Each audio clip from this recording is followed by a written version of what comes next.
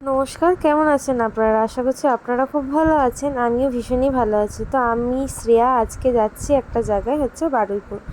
আমরা এখান থেকে দুজন, আর ঢাকুরিয়া থেকে আরও 3-4 জন উঠবে। আর সবাইকে একেবারে মিট করব হচ্ছে কি বারুইপুরে গিয়ে।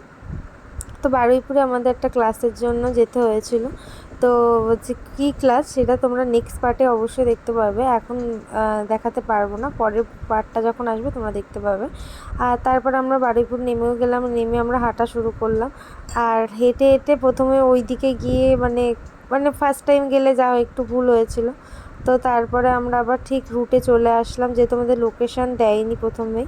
তো তারপরে লোকেশানটা দেখে আমরা ঠিকঠাক চলে আসলাম। আর ক্লাসটা শুরু হওয়ার আগে আমাদের আবার অটো ধরতে হয়েছিল, অটো করে যেতে হয়েছিল। আর এখানে বলছিলাম যার মোটা পা তাকে কামড়া।